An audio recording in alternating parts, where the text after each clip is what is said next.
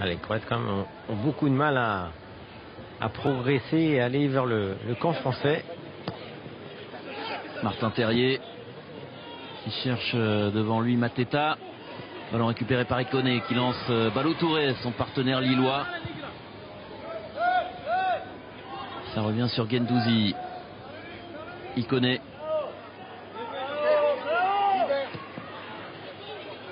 Et le centre freiné est dégagé par les défenseurs croates. Ça revient sur Guendouzi.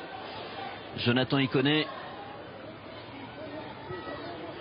Ballo Touré qui retrouve Guendouzi. Talonnade, c'est bien fait là pour Ballo Touré qui peut centrer en retrait. Et l'arrivée de Jonathan Ikoné qui envoie ce ballon au-dessus de la cage de Grbić. Joli mouvement français. Ouais, très joli mouvement initié par Guendouzi, qu'on voit un petit peu partout sur ce début de match. On voit ce centre en retrait là qui est mal négocié malheureusement par Ikoné. Là on voit le centre de Ballo Touré qui essaie de cadrer en cas sa frappe. Première alerte en tout cas pour l'équipe de France. Et pour Gauthier Larsonneur qui honore sa deuxième sélection avec les espoirs. Il avait joué le match amical en fin de saison dernière contre la Suisse. C'est d'ailleurs la seule défaite de l'Air Ripoll.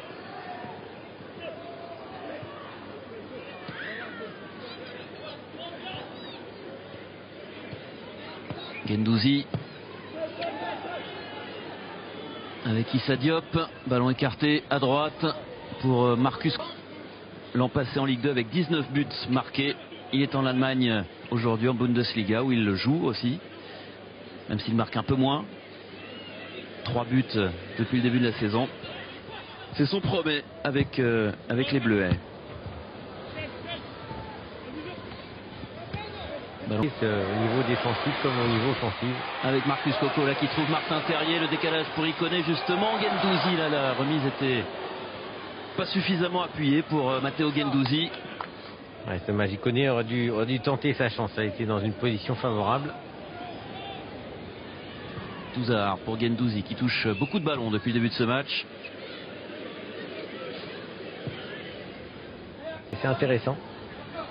Il faut trouver les bons boutons pour avoir les bonnes passes, les bons contrôles, les bons gestes, derniers gestes décisifs.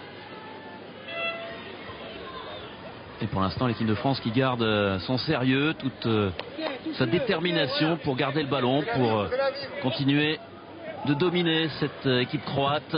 Ballo Touré pour un nouveau centre. Encore une déviation de Marcus. Le dribble est réussi. Coco qui peut centrer pour Ikoné. Terrier avec Guendouzi maintenant. Frappe de Guendouzi, elle était cadrée dans un angle très fermé. Et Grbić qui est obligé de mettre le ballon en corner. Ah, c'est intéressant là. On voit Coco qui va chercher dans l'axe Ikoné et on joue à une touche avec Martin Terrier et Guendouzi qui vient dans le dos d'Ikoné subtiliser ce ballon et frapper au but. Et une belle arrêt, belle sauvetage de Grbić. Mais c'est bien, ça combine bien, c'est intéressant, c'est vivace. Et nouveau corner de Guendouzi avec une tête de Mateta qui va passer à côté. Ouais, grand gabarit là au premier poteau, on voit la course d'élan là, il fait la différence, il passe. Ramian, les Français installés dans la moitié de terrain croate. Guendouzi. Même si tu le dis pas, c'est pas grave. Touzard qui renverse à droite. Maintenant que Ndombele revienne, ça serait même assez improbable pour le championnat d'Europe. Ouais, c'est rare que des joueurs qui passent en A reviennent après chez les espoirs, même avec des compétitions phares. On se souvient que c'est arrivé pour le champion du monde Thierry Henry, pour David Trezeguet même. Ouais, mais c'est vrai que c'est rare. C'est rare ici. Mvila aussi. Répondu aux énormes attentes qu'il pouvait y avoir lorsqu'il est parti à Barcelone. Allez, Mateta en vitesse. Mateta qui va plus vite que Kakic. Mateta qui va aller défier le gardien droite. C'est Grbić qui a eu le dernier mot en sortant de ce ballon du pied sur ce rush de Jean-Philippe Mateta. Ouais, une belle relance là de Guendouzi qui a lancé Mateta et qui à la course fait la différence face à Kakic qui se présente face au gardien là, Grbić, et qui ouvre bien le pied pour enlever ce ballon là du deux plus dans le cœur du jeu que sur le côté. Ballo-Touré revient sur Matteo Guendouzi. Toujours peut-être qu'il réclamait une faute. Ouais, peut-être la poussette, mais bon. Pas vraiment. Il n'y a pas vraiment faute. C'est une charge à l'épaule, mais normal. Matteo Guendouzi pour frapper le corner. Ballon dégagé par la défense croate. On n'ira pas plus loin. Coup de sifflet de monsieur Schneider. Pour partir sur de meilleures bases, en tout cas sur celle du début de match. Ouais, avoir un peu plus de constance, hein, mais c'est un peu le problème des jeunes, des espoirs, c'est de trouver cette continuité de performance dans le temps. Donc il faut travailler un petit peu là-dessus, et Sylvain Ripoll doit essayer aussi dans ces matchs-là, où quand on a des trous, essayer de bien les maîtriser. Et bon, ils n'ont pas su peut-être bien intégrer. C'est parti pour cette deuxième période, un partout à la pause entre la France et la Croatie. Du côté des Bleus. Mais un corner tout de même pour Matteo Guendouzi. Premier corner dans cette deuxième période en faveur de l'équipe de France. Ouais, qui tire à droite et à gauche, des deux côtés.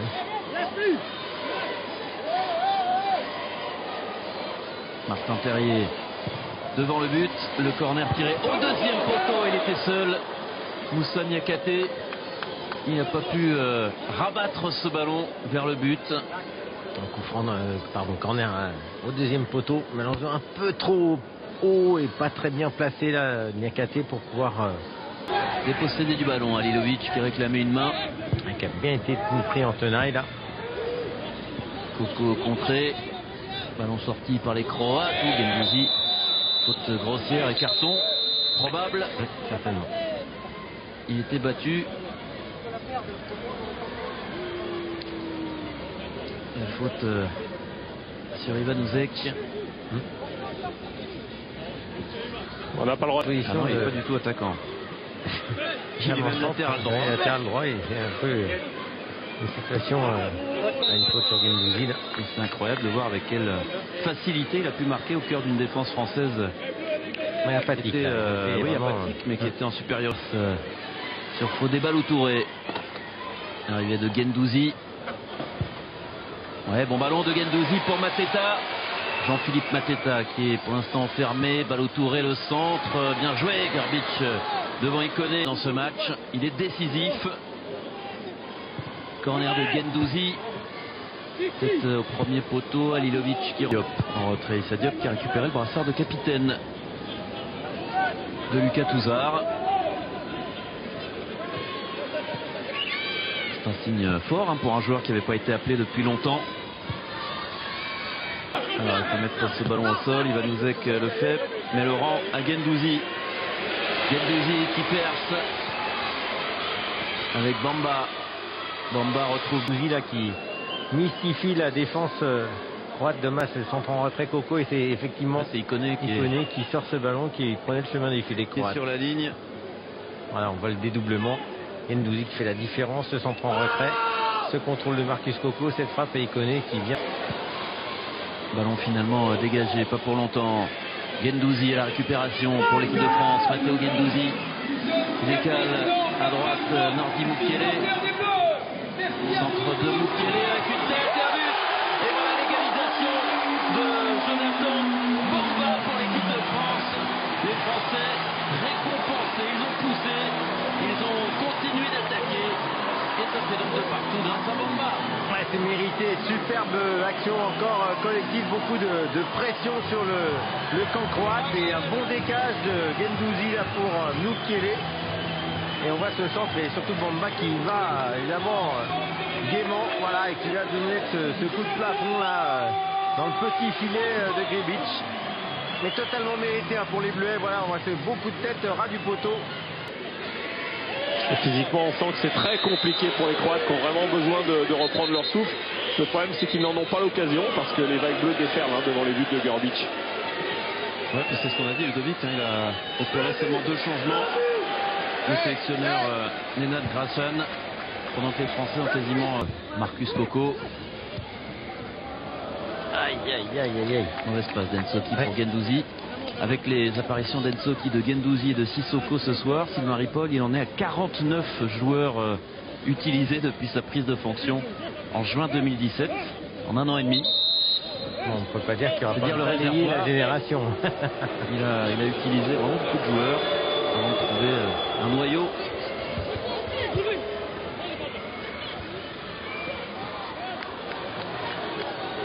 Gendouzi, il faudra réduire tout ça à 23 pour l'Euro 2019 en juin. Saint-Maximin. Non. Il y aura du positif à retirer de ce match côté français. Bien sûr, oui, bien sûr. Les Français que l'on retrouvera dès lundi soir à 21h sur Canal Plus Sport toujours. Contre l'Espagne à Caen. Mukele pour un nouveau centre. Le ballon a été freiné. C'est là. Coup de sifflet de Monsieur Schneider. C'est la fin d'un match très animé, très plaisant. Ah, on s'est régalé, oui. Un superbe France-Croatie avec beaucoup de buts. On aurait pu espérer mieux du côté français parce qu'on a fini fort. Mais bon, c'est une belle partition. Il faudra tirer les enseignements évidemment de cette première mi-temps un peu mi-figue, mi-raisin. Et puis les entrants qui ont aussi été intéressants sur la deuxième mi-temps. De partout entre la France et la Croatie ce soir à Beauvais.